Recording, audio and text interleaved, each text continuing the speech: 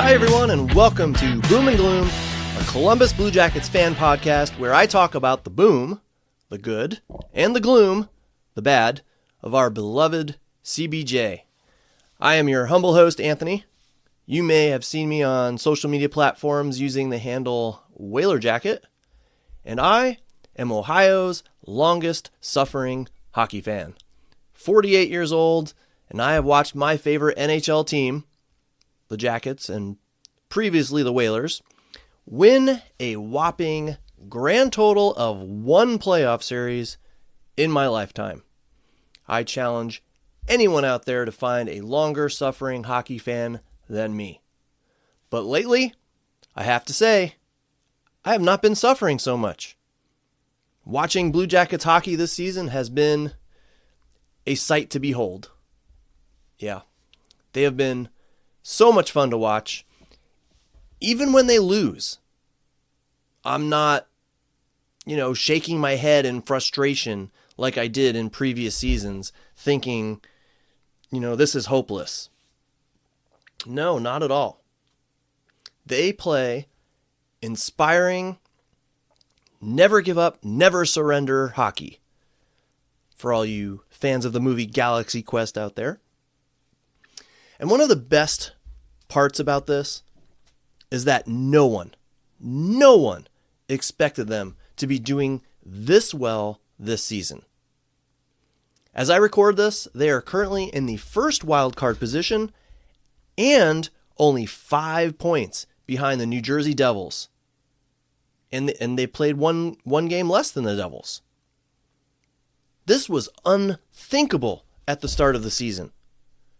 With the Johnny Gaudreau tragedy, the coaching change, the front office change, the injury to their captain, Boone Jenner, no one predicted this, including, admittedly, myself and many other diehard fans who follow the team's every move. It has been quite the ride, and here we are in February playing meaningful hockey games. I have to say, I sure like this better than being out of the playoff picture by Thanksgiving. What a ride this has been. Now, I want to talk about my luck for a second here, okay? How things seem to go for me. I am not a Blue Jackets expert. All right, I'm just a fan, just an average fan. But, of course, I do want my listeners, I want you to think, in general, that I at least know what I'm talking about. I would think anyone doing a podcast has to believe they know a significant amount about the topic that they are discussing. I mean, I wouldn't host a podcast on crocheting or computer repair. I know virtually nothing about those topics.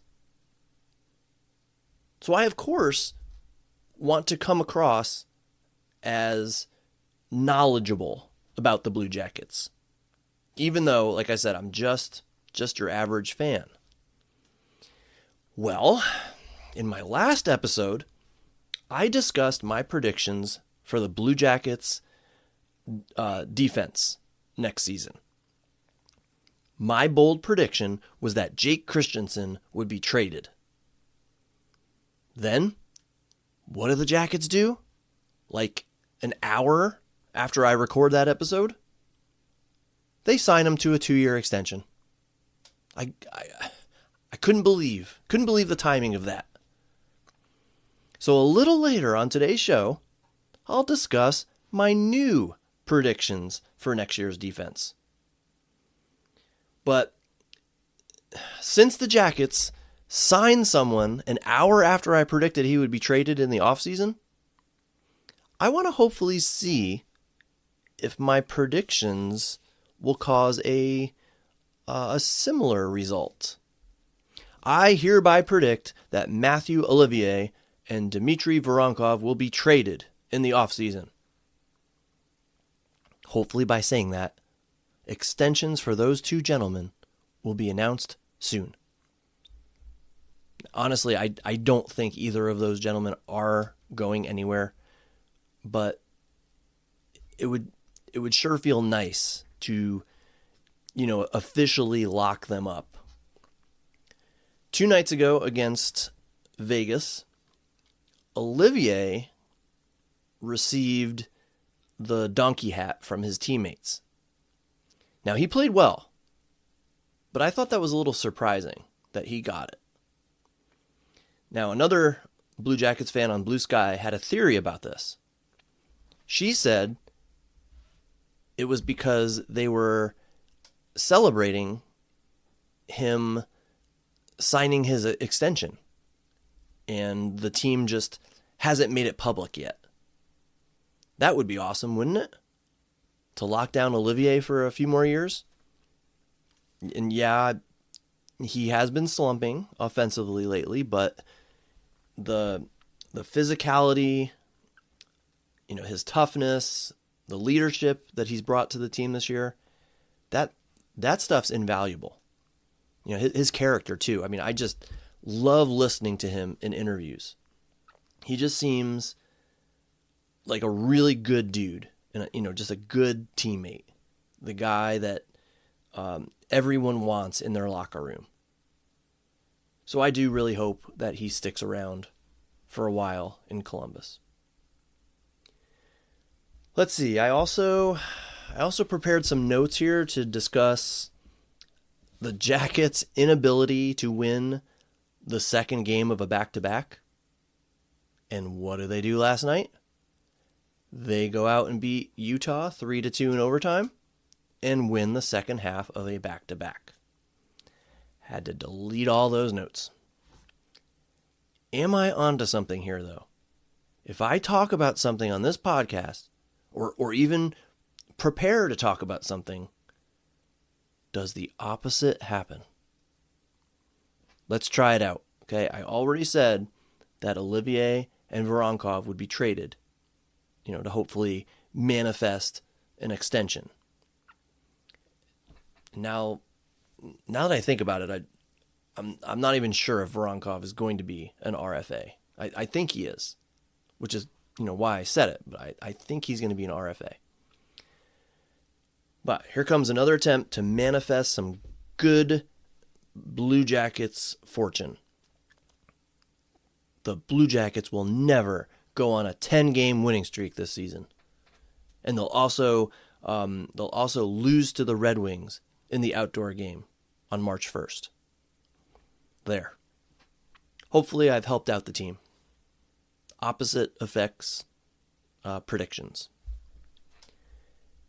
Let's move on. All right. Question. Is Elvis an average goaltender? And what about Tarasov? I ask this because I have maintained from the early portion of the season that if the Jackets just had league average goaltending, they would be even higher in the standings. At this point, I have to say, the Jackets' goaltending has improved. On this recent stretch, we have seen some strong performances in goal. Last night, against Utah, I thought Tarasov played well. The night before that, against Vegas, I thought Elvis played well. Very well, in fact. Three goals total allowed in the last 2 games. So is that a sign? Is this it? Are the Jackets finally getting the decent goaltending they need to make a run this year? And notice I said decent. I didn't say good. I didn't say excellent. I just said decent. Remember, I was thinking league average is what we need. Is Elvis back? I mean, is this it? Is this a sign? Well, as much as I want to say yes, it is, my take is that we can't draw any conclusions yet. All players in the game of hockey, as you know, including goaltenders, can be hot or cold. Maybe Elvis is just going through, a hotter than usual stretch right now. He may cool off at any time. And I'm sorry to say this, because I know there are a lot of people who are high on Elvis at the moment, but I just don't buy it. Again, I'll say yet. Elvis has never really given me the feeling of stability over the last few seasons. Therefore, I always have this terrible feeling that the bottom can fall out at any minute. And I get the same feeling about Tarasov, unfortunately. I'm glad he's playing well. Of course, I want him to play well. He's a Blue Jacket. Of course I want him to play well. I'm glad they're both playing well. But I would not be surprised if it all crashed and burned. And I still think that next year we may be looking at a Greaves and a new goaltender. That type of tandem next season. That Elvis and Tarasov, neither one may be back next season. Things can change. Things can happen. But as of now, the Merzlikins / Tarasov combo does not completely fill me with confidence for the short-term success of this franchise. The short term, trying to get into the playoffs, trying to make a run. I just don't have that confidence right now. We are winning games, and I am ecstatic about that, obviously. But something else that doesn't necessarily fill me with confidence at the moment? The Blue Jackets' secondary scoring.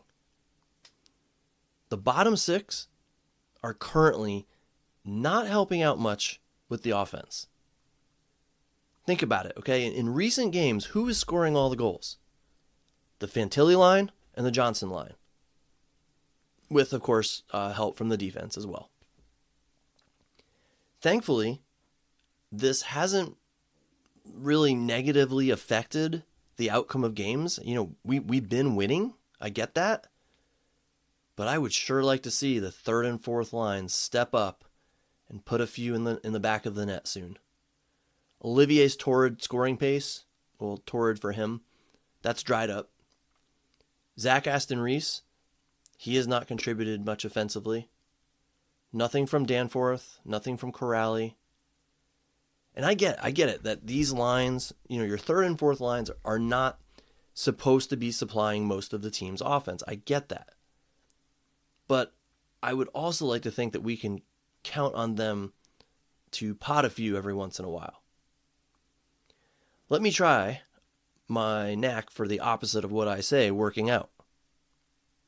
I predict the Jackets' third and fourth line will not be scoring any goals in the next few games. There. Trying to help out any way I can.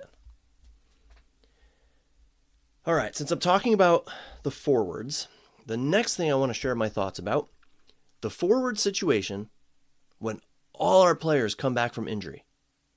Who stays? Who goes? Who goes to Cleveland? Who sits? Who plays where in the lineup and at what position? Boone Jenner, thankfully, seems to be the closest forward to returning from injury. So let's start with him. When he comes back, where does he slot in? I have a couple thoughts on this. I feel like he can slot in on the wing somewhere, or he can come in as a center. Luca Del Belbaluz. He has been, to me at least, impressive since his call-up. He has fit into this lineup seamlessly. He has shown that he can handle second-line center duties. And currently with Sillinger back, of course, he's been moved down to the third-line center. Therefore, I don't think it is an absolute necessity to plug Jenner back in at center as he, shakes off the rust coming back from such a long injury recovery. I know a lot of people, are thinking, all right, with Monahan out, they're going to want Boone Jenner to jump right back in at center. I'm not convinced just yet. It all depends on what Dean Evason thinks about the composition of the lines. Does he want Jenner at center with Monahan still out? If so, if that is the case, I think we see Jenner slot in at the second line position, second line center, since Fantilli has been playing, I think, well as the number one center. I mean, he's stepped it up. In that case, despite playing well, I think we see Del Bell Blues sent to Cleveland, and then Sillinger returned to the third line. So that means you have Fantilli first line center, Boone Jenner second line center, Cole Sillinger third line center. So if that happens, if Boone does go to center, Del Bell Blues gets sent back to Cleveland. If Evason decides he wants Jenner at wing, though, I think we might see Mikhail Putia sent back to Cleveland instead of Del Bell Blues. Either one. I mean, I think either one could be sent back, but I think in that situation, if Jenner is going to be playing wing, you send a wing to Cleveland. When Monahan comes back, though, things start to get murkier. When this happens, I think we'll see whoever didn't get sent to Cleveland, Del Bell Blues or Putia, we see that person at that time sent to Cleveland. The only other possibility is that, again, my opinion here, is that they waive Kevin LeBanc. And then they let Putia stay as the extra forward. I'm not sure if I like that, though. I think I'd rather have Putia continuing to get a lot of minutes, helping the Monsters on their quest for a Calder Cup. But something has to give here, okay? And that brings me to the biggest mystery of all. Yegor Chinakhov. Remember him? I really wish we knew what was going on with this guy. Last I heard, he was a surprise participant at the Blue Jackets practice last week. But then he left practice early. Not sure what is going on with him, but he's missed something like 30 games now. That's insane. I think he's been out since November, if I have my math correct here. I think I heard that over the past 2 seasons, he has missed the equivalent of a full NHL season. Crazy. And he has a lot of dynamic scoring upside. So let's pretend he comes back, all right? And let's say he does it after Monahan returns. Now what do the Jackets do? Assuming there are no injuries, of course, that would be something, wouldn't it? A completely healthy lineup? Has that ever happened? I don't even know. Well, let's say it does, though, okay? So who sits? Does LeBanc get waived at that point? Let me go through the list of players that will absolutely not come out of the lineup. Okay, so these players will not come out of the lineup. These are like lineup locks. Marchenko, Voronkov, Monahan, Fantilli, Jenner, Johnson, Sillinger. Those are my locks. Almost a lock is Olivier, but he would probably be put on the fourth line. So that leaves 4 players. That leaves James Van Riemsdyk, Zach Aston-Reese, Justin Danforth, and Sean Corrali. Those 4 players. One of those 4 players would have to come out to accommodate Chinakhov's return. And that, my friends, is a ridiculous ridiculously tough decision, if you ask me. JVR and Kuraly both provide grit, leadership. They're big bodies. They provide a veteran presence and experience. And JVR's net front presence is like practically legendary. And Kuraly's great on the penalty kill. Then you have Danforth, and Danforth is exactly the type of player that Dean Evason was. He's versatile in the lineup. He's undersized but feisty. He's not afraid to dig the puck out of the corners and do the dirty work. And he plays with heart. And the same with ZAR. He plays a great defensive game, can play shorthanded and kill penalties. He plays with grit. He plays with heart.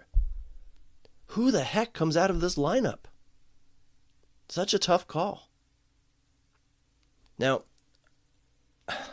I'm not going to take the easy way out here, okay? I'm not just going to say, I don't know, it's up to Evason, which it is. But no, I will tell you what I think. I'll tell you, if I was in that position, who would I keep out of the lineup? I think JVR stays in the lineup.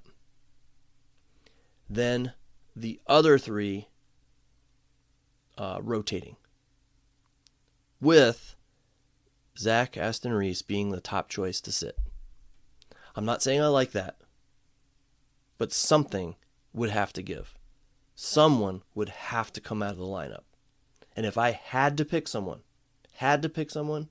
it's Zach Aston Reese. Second choice, and it pains me to say this because he's totally my type of player, Justin Danforth.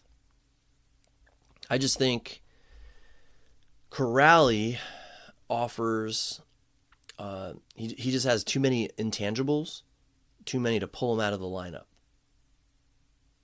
And the only other monkey wrench to all this is by the time Monahan comes back, we will be right about at the trade deadline. Don Waddell may make some other moves to further muck up this whole situation. Some of the guys I just mentioned, you never know, they may be traded.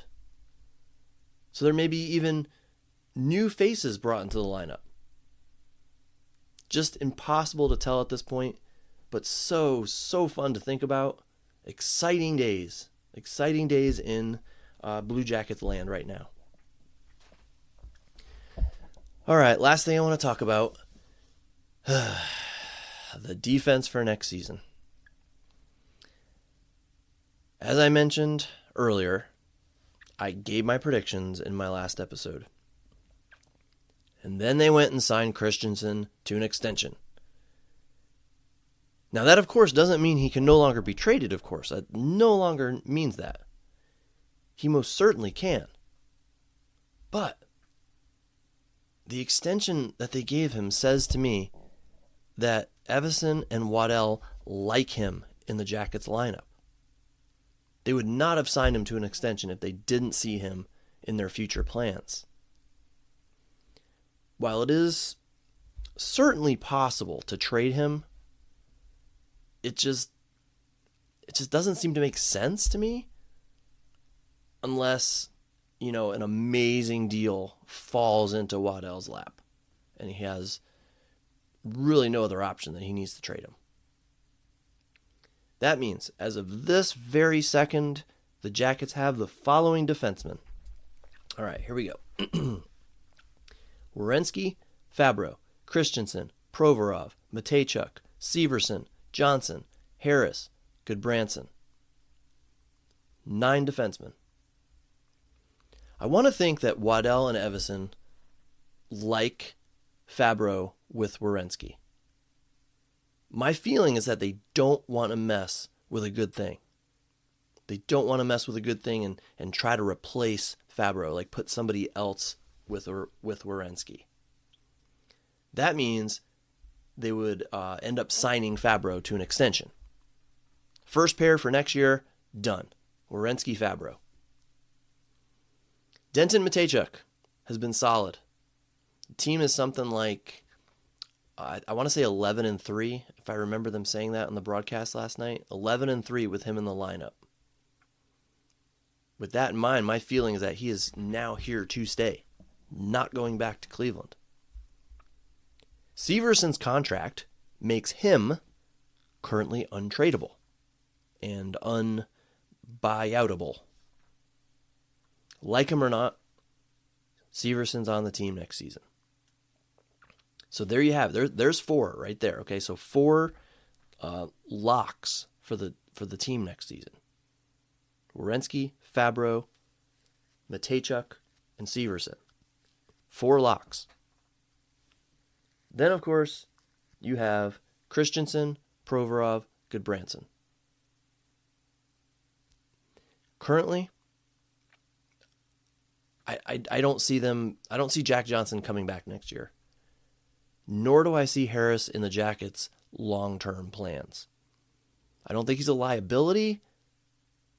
Just that he shouldn't be considered to be a lock for the Jackets lineup or the Jackets roster next season.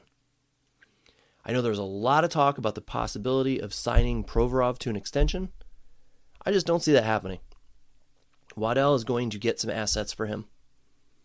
Because if he stays, then essentially you're going into next season with the exact same lineup on defense.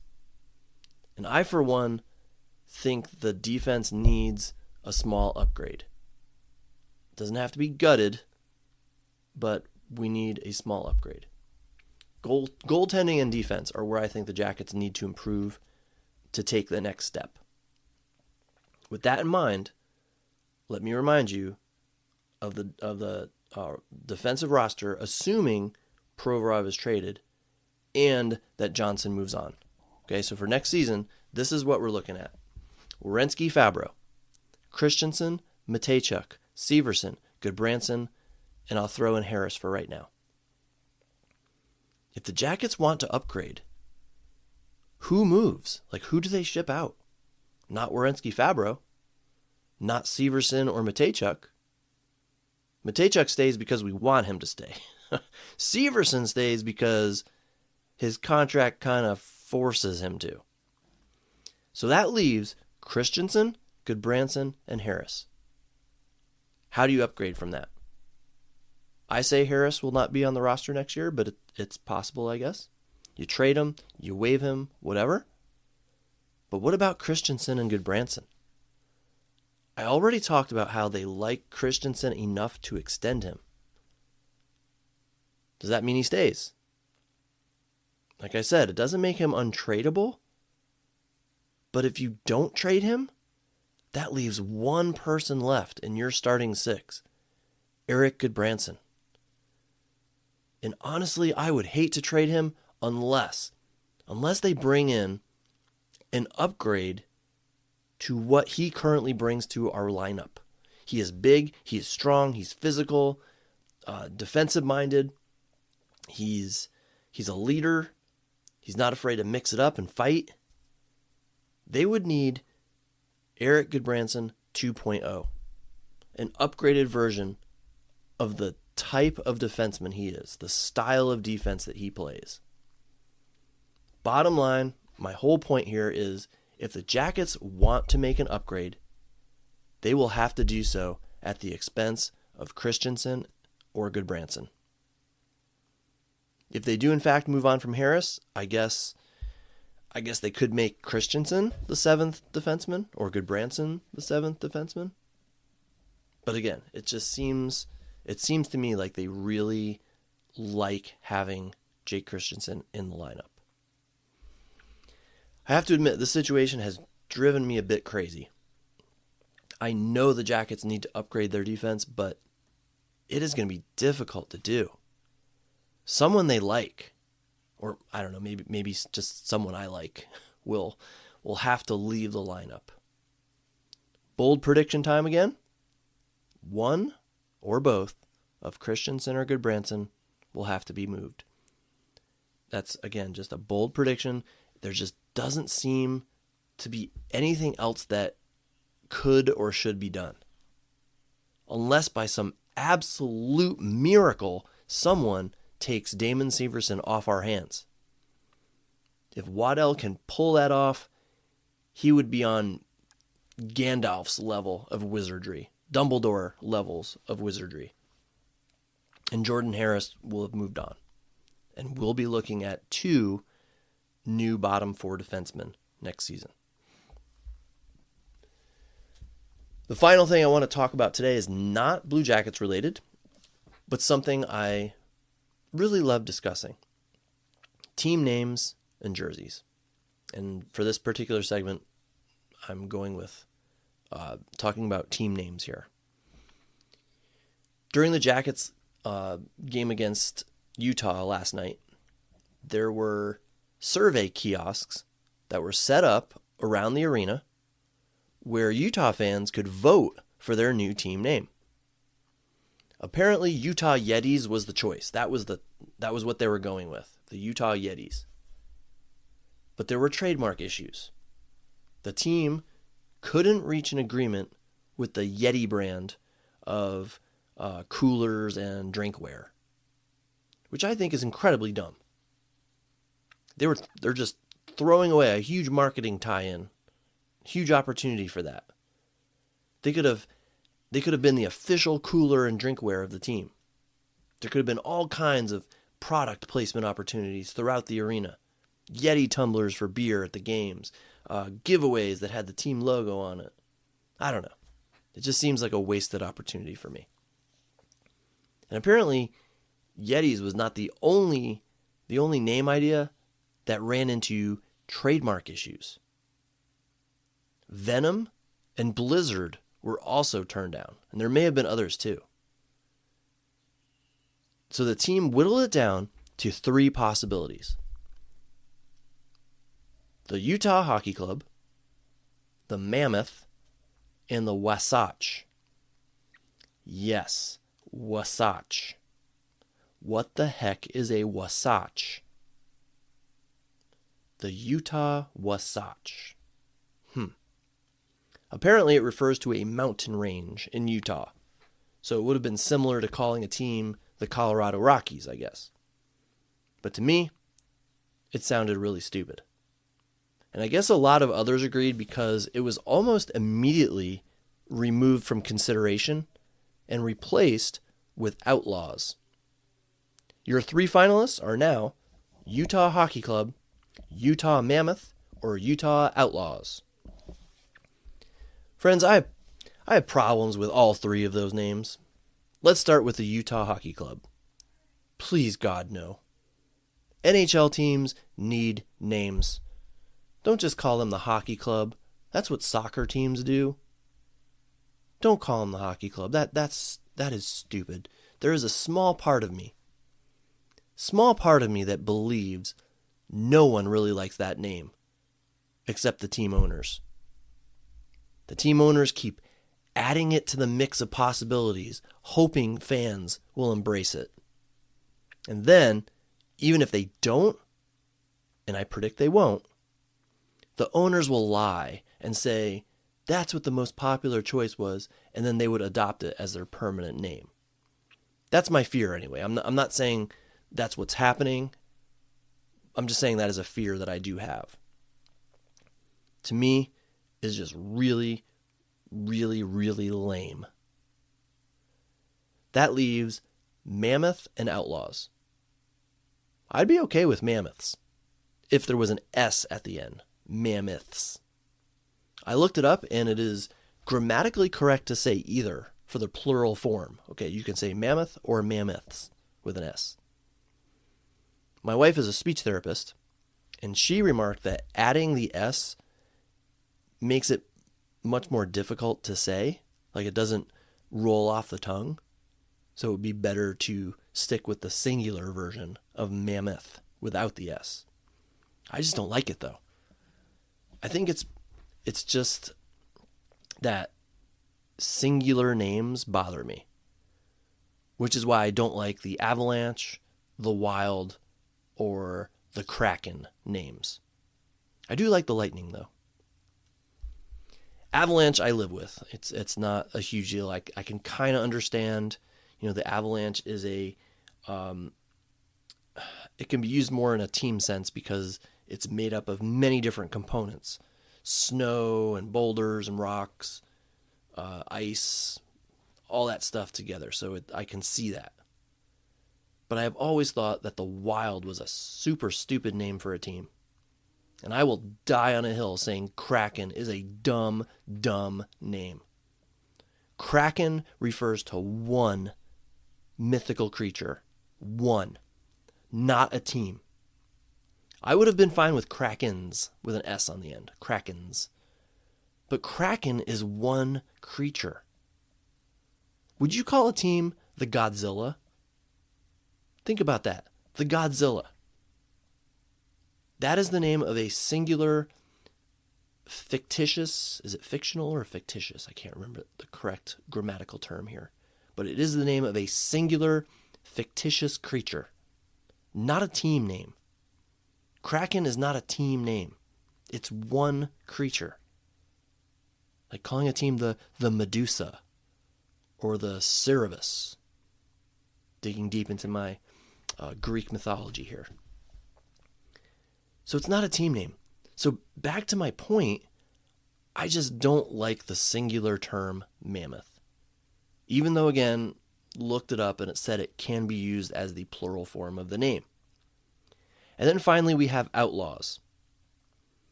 My only problem with it is just kind of the way it sounds. The Utah Outlaws.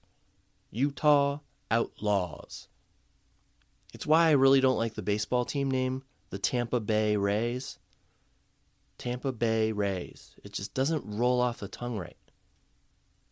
But I guess it's better than the alternatives. That's my vote. The Outlaws. Put an S on Mammoth, and I'm very good with that. Keep the S off, and I'm okay.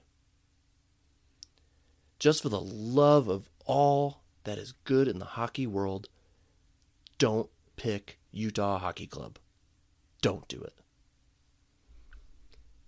And with the ending of that rant, I will wrap up today's episode. Thank you for listening. I don't know if you heard somebody in the other room. I think my wife was playing a game on her iPad, and something went wrong, and she made a loud sound there. So sorry if that came through. Feel free to get in touch with me with any questions, suggestions, comments, co-host requests, or just general CBJ or hockey talk. You can find me on Instagram or Blue Sky as Whaler Jacket. I would be very glad to interact with you and talk hockey. I appreciate you tuning in. Exciting times are upon us. The Jackets are doing well. The Stadium Series, the game is a month away. I will hopefully be back in a couple of weeks with a new episode. NHL will be taking a break for the Four Nations Face-Off tournament, and we'll see what kind of newsworthy events happen before then. Until next time, on Boom and Gloom, take care and go Jackets.